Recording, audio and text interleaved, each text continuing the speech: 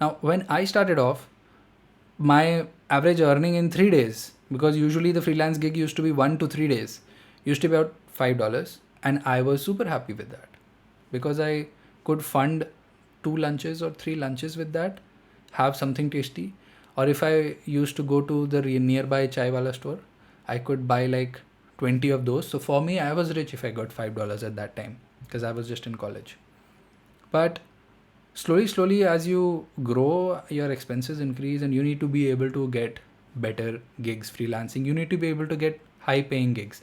Now, I was at a job and I used to make about like $2,000 a month, somewhere plus minus, give or take. And then I rekindled this freelance sort of thing that I used to do. And I was like, this time I'm going to get higher paying clients. And guess what? The first client I got was higher paying than this job itself. And slowly, as I grew this, of course, at times I was at zero income, but at times in a month I was even able to make like $5,000.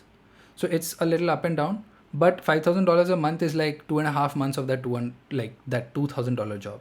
And the thing is, in that you can grow in a steady way. But if you're a freelancer, there might be a chance for you to make really high jumps. What if it kicks off into something bigger and it becomes a $50,000 a month thing? Why? Because you will build a team and you will become an outsourcing company sort of a setup. There is a lot of potential from converting from a freelancer to an outsourcing company. But right now I'm talking to you about individual capacity things. So let's not go there. How do you get high paying freelance deals? Of course, first of all, you start brushing up your skills with these small deals. I started off with like $5 in 3 days to making about, for the same skill and the same service, I was able to make about $20 in 3 days. It moved up to $300 in 3 days. That was the max that I was able to achieve. Of course, I worked a lot in those 3 days to achieve that. But yes, in college, that was the max that I was able to achieve. Now, coming back to how you can actually get those high paying clients, because you're not a slave, you're not stuck with your job, you can do anything. There are a lot of opportunities. If this is not the person or the customer who is buying your whatever service you can do, there are 100 others. You just need to be in the marketplace. Now, when I speak about marketplace, you will be like, okay, so then I can join freelancing platforms like Upwork. I'll go to freelancer.com. I'll go to fiverr.com, make an account. That's going to work somehow. And you'll spend 5 months trying to make it work. There's a very low chance it will. One of my friends who was just 3 rooms away from me when I was in college, he started freelancing and he has been able to make a little bit more than his full-time job, full-time freelancing for the last 3 years. So, of course, there are people who have made it. But the majority, I wasn't able to make it. I was able to get a few clients, but I was not able to make it big there. And I did not have the patience to as well.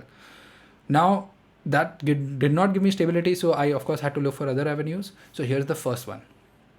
Make a resume, shoot it to recruiters, job recruiters, because you want to speak to companies that have the power to pay. Usually, the people that come to freelance platforms have such a minimal budget, they're not going to be able to pay. So you don't want to talk to them, you want to talk to companies. And here's how you can turn your pitch around.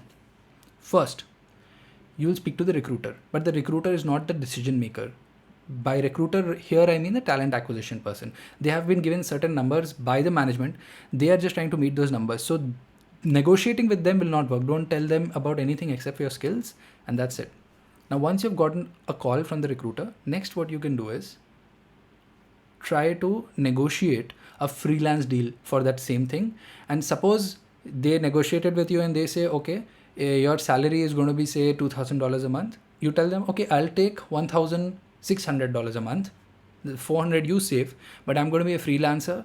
We are going to have fixed hours of work and make it lesser than a full-time thing. So maybe you'll fix it to say 6 hours or 4 hours a day. You give them a win, you take a win, and in the remaining 4 hours, you try to fix another freelance deal. Maybe you'll be working 12 hours, but then you'll be able to get so many freelance deals and work with multiple companies, learn more, and be able to scale up more. In the end, don't keep this as your goal, because I'll tell you what, you don't want to be stuck trading your time for money. You want to be trading your mind for money. And we're going to talk about how you can build passive income separately. I've been able to build a bit. I will also share my sources in one of my videos. Now, Once you've got this call with the recruiter and you've negotiated something, if you get a freelance deal from such a company, they will be very happy because they are saving on their budget and they are getting amazing work done. Now what you want to do if this is not working out is go on Crunchbase, AngelList, LinkedIn. Search for recently funded companies. Look for startups. If you look for a big company, they are so bureaucratic, they're not going to hire you. As a freelancer, they're not going to hire you. If you try to get a job in an MNC, they will not hire you as a freelancer most likely. What you want to stick to is startups which recently got funded. Where can you check about them? Check VC Circle, check Crunchbase, check TechCrunch, check out on LinkedIn, and you'll of course be able to find some associations. Check AngelList. Recently funded startups, why? Their team is small, the founder is reachable, and you can negotiate anything with the founder because the founder is a decision maker. You can also look at a lot of bootstrap companies because there the founder has even more power to take decisions.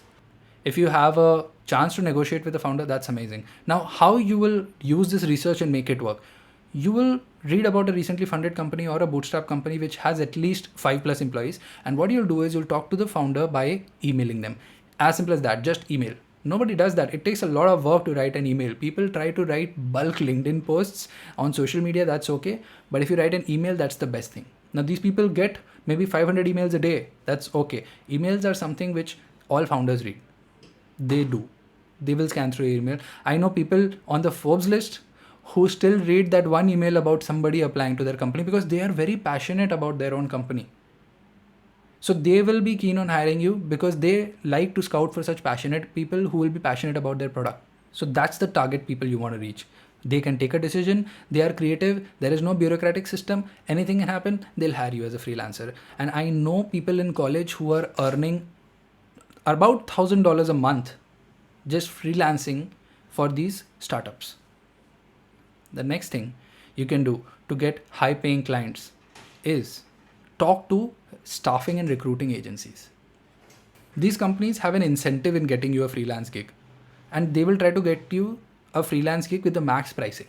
Why? Because they're partnering with you and it's on a commission basis. Usually they get a commission from the company. You will not know what the commission is, but usually it's between 6 to 12%, sometimes even high, sometimes even up to 15%, but that's okay.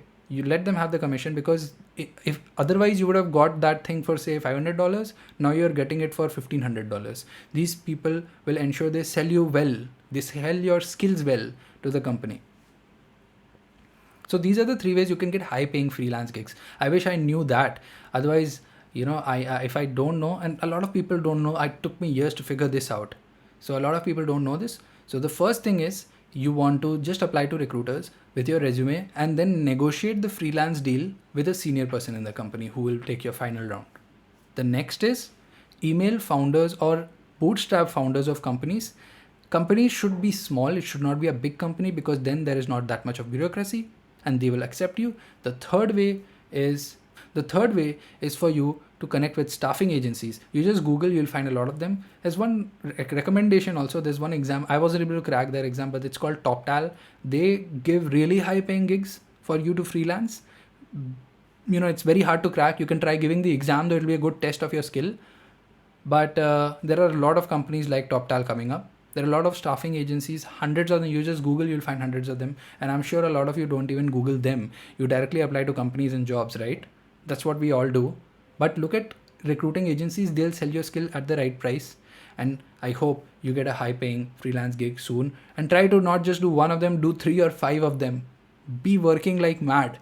Build up some savings, invest that in the right places, build some sources of passive income using that, and then get out of this freelance game. That's what I'm also trying. Let's see if it works out. See you in the next one. But either way, it'll work. If you have a